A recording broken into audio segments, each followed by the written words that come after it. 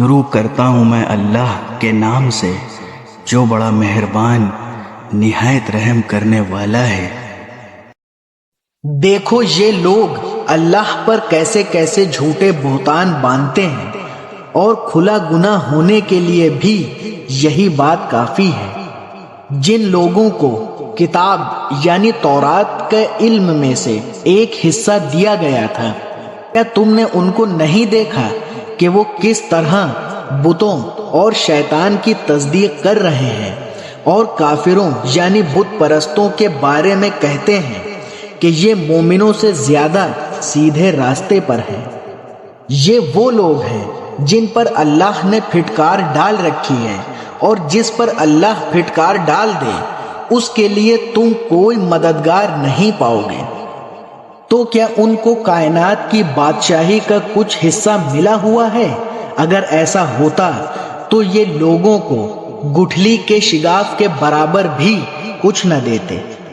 یا یہ لوگوں سے اس بنا پر حسد کرتے ہیں کہ اللہ نے ان کو اپنا فضل کیوں عطا فرمایا ہے؟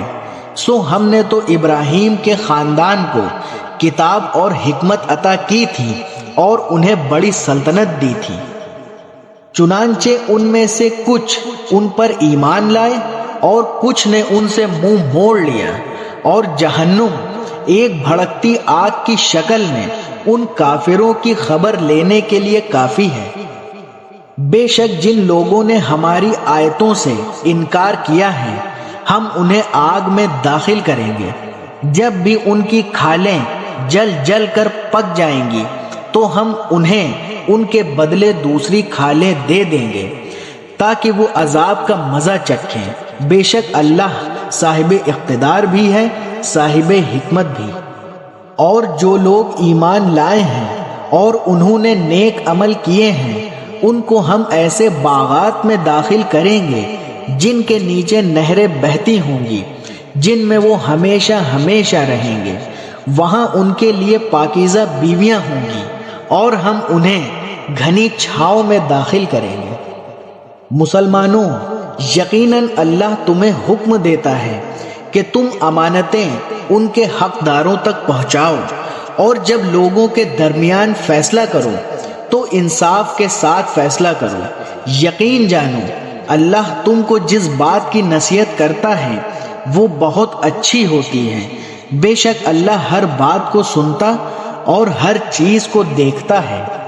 اے ایمان والوں، اللہ کی اطاعت کرو اور اس کے رسول کی بھی اطاعت کرو، اور تم میں سے جو لوگ صاحب اختیار ہوں ان کی بھی۔ پھر اگر تمہارے درمیان کسی چیز میں اختلاف ہو جائے تو اگر واقعی تم اللہ اور یوم آخرت پر ایمان رکھتے ہو تو اسے اللہ اور رسول کے حوالے کر دو۔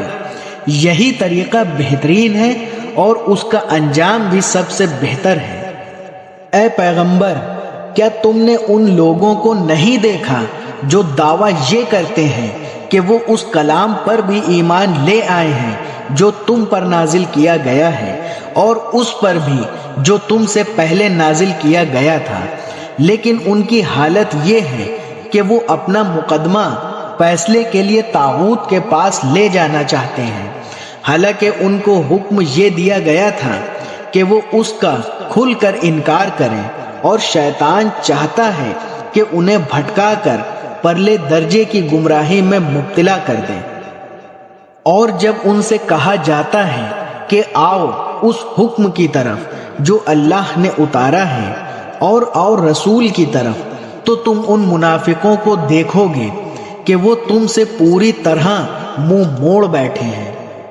پھر اس وقت ان کا کیا حال بنتا ہے جب خود اپنے ہاتھوں کے کرتوت کی وجہ سے ان پر کوئی مصیبت آ پڑتی ہے۔ اس وقت یہ آپ کے پاس اللہ کی قسمیں کھاتے ہوئے آتے ہیں کہ ہمارا مقصد بھلائی کرنے اور ملاپ کرا دینے کے سوا کچھ نہ تھا۔ یہ وہ ہیں کہ اللہ ان کے دلوں کی ساری باتیں خوب جانتا ہے، لہذا تم انہیں نظر انداز کر دو، انہیں نصیحت کرو اور ان سے خود ان کے بارے میں ایسی بات کہتے رہو جو دل میں اتر جانے والی ہو۔ اور ہم نے کوئی رسول اس کے سوا کسی اور مقصد کے لیے نہیں بھیجا کہ اللہ کے حکم سے اس کی اطاعت کی جائے۔ اور جب ان لوگوں نے اپنی جانوں پر ظلم کیا تھا، اگر یہ اس وقت تمہارے پاس آ کر اللہ سے مغفرت مانگتے اور رسول بھی ان کے لیے مغفرت کی دعا کرتے تو یہ اللہ کو بہت معاف کرنے والا بڑا مہربان پاتے۔ نہیں اے پیغمبر، تمہارے پروردگار کی قسم، یہ لوگ اس وقت تک مومن نہیں ہو سکتے جب تک یہ اپنے بہمی جھگڑوں میں تمہیں فیصل نہ بنائے۔ پھر تم جو کچھ فیصلہ کرو اس کے بارے میں اپنے دلوں میں کوئی تنگی محسوس نہ کریں اور اس کے آگے مکمل طور پر سر تسلیم خم کریں۔ اور اگر ہم ان کے لیے یہ فرض قرار دے دیتے کہ تم اپنے آپ کو قتل کرو یا اپنے گھروں سے نکل جاؤ تو ان میں سے تھوڑے سے لوگوں کے سوا کوئی اس پر عمل نہ کرتا، اور جس بات کی انہیں نصیحت کی جا رہی ہے اگر یہ لوگ اس پر عمل کر لیتے تو ان کے حق میں کہیں بہتر ہوتا اور ان میں خوب ثابت قدمی پیدا کر دیتا۔ اور اس صورت میں ہم انہیں خود اپنے پاس سے یقیناً اجر عظیم عطا کرتے اور انہیں ضرور بالضرور سیدھے راستے تک پہنچا دیتے۔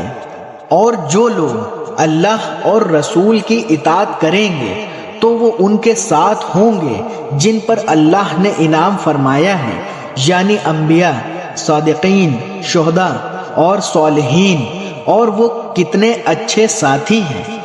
یہ فضیلت اللہ کی طرف سے ملتی ہے اور لوگوں کے حالات سے پوری طرح باخبر ہونے کے لیے اللہ کافی ہے۔